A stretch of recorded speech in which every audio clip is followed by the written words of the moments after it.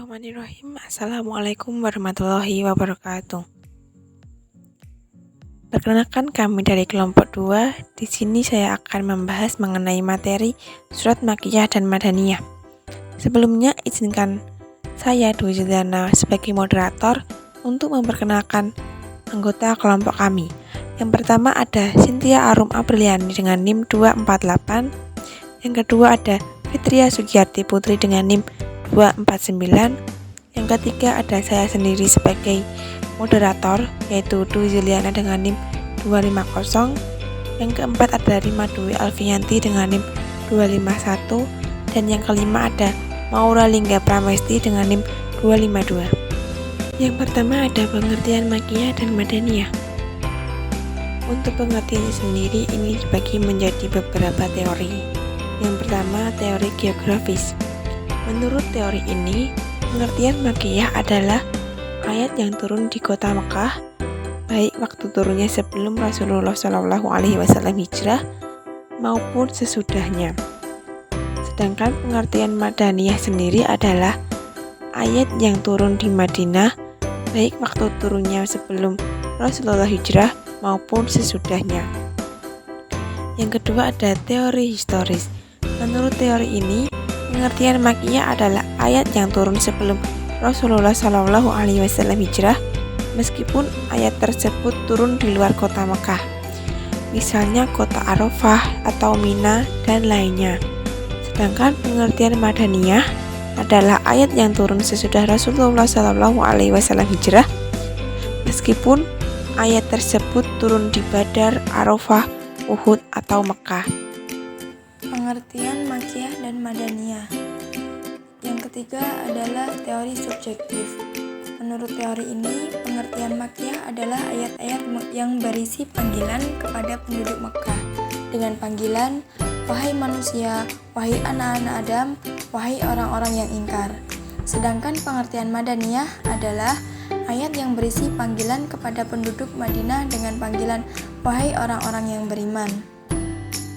Kelebihan dari teori ini adalah rumusannya mudah dimengerti dan lebih cepat dikenali dengan kriteria panggilan yang khas dari keduanya, yakni nida dan khitab.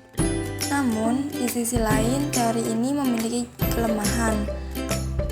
Di antaranya, rumusan pengertiannya tidak dapat dijadikan ketentuan. Hal ini karena tidak mencakup seluruh ayat Al-Quran. Dari keseluruhan ayat Al-Quran yang berjumlah 6.236 ayat, hanya ada 511 ayat yang dimulai dengan panggilan atau nida. Dari 511 ayat tersebut, adapun ayat yang khas Makkiyah berjumlah 292 ayat, yang khas Madaniyah berjumlah 219 ayat. Selain itu, terdapat beberapa ayat yang dimulai dengan panggilan atau nida, namun bukan tergolong ke dalam surat Makkiyah. Ayat tersebut antara lain Quran Surat Al-Baqarah ayat 21, Quran Surat An-Nisa ayat 1, dan Quran Surat An-Nisa ayat 133. Selanjutnya adalah teori konten analisis.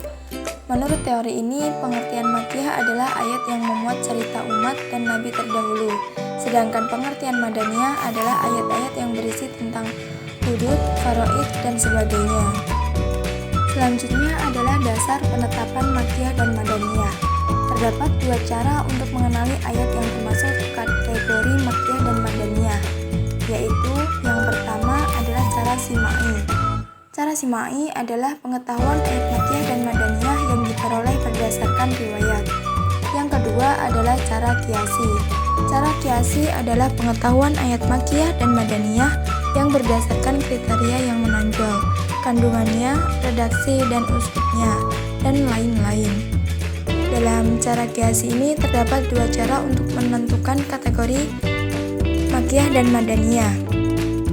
Hal tersebut didasarkan atas dua cara, yaitu yang pertama adalah dasar tabi'iyah atau kontinuitas. Bila didahului dengan ayat-ayat yang turun di Mekah atau saat Nabi Muhammad SAW sebelum hijrah, maka surah tersebut disebut Makkiyah. Begitu juga dengan sebaliknya. Yang kedua adalah dasar aghlabiyah atau mayoritas. Bila mayoritas ayat-ayatnya adalah makkiyah, maka surah tersebut disebut makkiyah. Begitu juga sebaliknya. Materi berikutnya yaitu C. Macam-macam makkiyah dan madaniyah. Ada 4. Yang pertama, surah makkiyah murni. Kedua, surah madaniyah murni. Ketiga, surah makkiyah yang berisi ayat madaniyah. Keempat, surah madaniyah yang berisi ayat makkiyah. Berikutnya D. Pengelompokan surah Al-Quran berdasarkan teori makkiyah dan madaniyah. Penjelasannya yaitu, penulisan mushaf Al-Quran telah dilakukan pada masa pemerintah sahabat Utsman bin Affan yang didasarkan pada modifikasi Al-Quran melalui 2 tahap, yaitu tahap penelusuran melalui tulisan ayat-ayat Al-Quran yang mendapat legalitas dari Rasulullah SAW, dan tahap penelusuran melalui data hafalan para sahabat yang telah ditasbih oleh Rasulullah SAW. Sedangkan untuk pedoman menentukan makkiyah dan madaniyah sendiri, ulama tidak semena-mena dalam beristihad. Mereka memiliki dasar pijakan yang kuat untuk dijadikan landasan dalam beristihad, yaitu dalam menentukan makkiyah dan madaniyah, para ulama bersandar kepada 2 metode utama. Pertama, simai naqli, yaitu metode pendengaran sebagaimana adanya. Kedua, qiyasi ijtihadi, yaitu analogi hasil ijtihad. Materi yang selanjutnya yaitu perbedaan di dalam surat makkiyah dan surat madaniyah. Yang pertama, berdasarkan kata-kata atau kalimat yang digunakan. Surat atau ayat yang tergolong surat makkiyah itu memiliki ayat yang pendek. Terdapat banyak qasam, tasbih, dan amsal. Dan di dalam surat atau ayat yang tergolong makkiyah itu biasanya terdapat lafal kalla dan ya ayyuhan nas. Kemudian untuk surat atau ayat yang tergolong madaniyah itu identik memiliki ayat yang panjang. Di dalam surat atau ayat madaniyah itu biasanya terkandung seruan ya ayyuhalladzina amanu.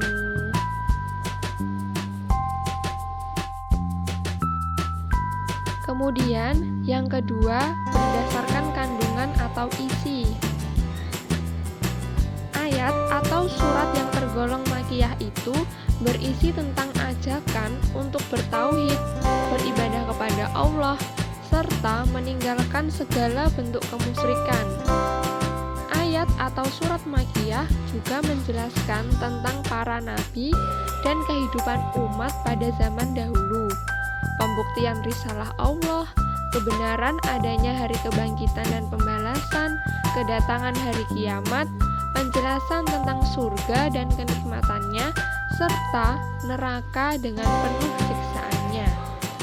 Kemudian, ayat atau surat yang tergolong madaniyah itu berisi tentang kewajiban seluruh makhluk yang ada di alam semesta beserta sanksi-sanksi jika tidak melaksanakan kewajiban tersebut. Kewajiban itu diantaranya perintah beribadah serta beramal soleh, perintah berjihad, perintah kepada ahli kitab untuk masuk Islam, dan perintah berdakwah. Di dalam ayat atau surat madaniyah disebutkan tentang orang-orang munafik, kecuali Quran surat Al-Ankabut, dan juga berisi dialog dengan ahli kitab mengenai hukum dan perundang-undangan. Selanjutnya yaitu kegunaan mempelajari teori makkiyah dan madaniyah. Yang pertama, dapat membedakan dan mengetahui ayat yang mansukh dan nasikh. Ayat yang mansukh adalah ayat yang dihapus, sedangkan ayat yang nasikh itu adalah ayat yang menghapus. Jika di dalam Al-Quran itu terdapat 2 ayat yang membahas suatu masalah yang sama, tetapi 2 ayat tersebut memiliki hukum yang berbeda atau bertentangan, dan salah satu dari 2 ayat itu harus dihapus, maka kita akan dapat mengetahui hukum atau ayat mana yang berposisi sebagai ayat penghapus dengan cara mengetahuinya lewat waktu, yaitu ayat mana yang diturunkan lebih belakangan. Maka dari itu, kita bisa menyimpulkan bahwa ayat-ayat Madaniyah sudah bisa dipastikan sebagai ayat-ayat penghapus dari surat Makkiyah yang notabene berkedudukan sebagai ayat yang mansuh atau ayat yang dihapus. Karena ayat Madaniyah itu diturunkan belakangan setelah surat Makkiyah itu diturunkan. Maka bisa dibilang bahwa surat-surat Madaniyah itu adalah hukum yang bisa kita tiru atau kita ikuti dari kedua hukum yang saling bertentangan tersebut. Yang kedua yaitu dapat meningkatkan keyakinan kita terhadap kebesaran dan kesucian Al-Quran. Hal ini dapat dilihat dari perhatiannya umat Islam sejak Al-Quran itu diturunkan sampai hal-hal yang detail. Hal-hal yang detail tersebut seperti mengetahui ayat mana yang turun sebelum hijrah dan mana yang sesudah hijrah. Kemudian, ayat yang diturunkan saat Nabi ada di kota tempat tinggalnya dan ayat mana yang diturunkan saat Nabi sedang bepergian. Kemudian, hal yang lebih detail lagi yaitu manusia mengetahui ayat yang turun saat malam hari, siang hari, atau ayat mana yang turun di musim panas atau di musim dingin. Yang ketiga, dapat mengetahui sejarah hukum Islam dan perkembangannya. Dengan mempelajari teori Makkiyah dan Madaniyah, kita bisa mengetahui sejarah hukum Islam dan perkembangannya yang bijaksana dan secara umum. Dengan itu, kita bisa meningkatkan kebijaksanaan Islam dalam mendidik manusia secara perorangan maupun secara masyarakat. Dan yang terakhir atau yang keempat, yaitu dapat mengetahui situasi dan kondisi lingkungan masyarakat saat Al-Quran diturunkan pada zaman itu. Yang selanjutnya, pandangan tentang Makkiyah dan Madaniyah. Yang pertama, penafsiran atas dasar susunan waktu dari tahapan diturunkannya Al-Quran dan pemisah antara kedua tahapan tersebut adalah hijrah.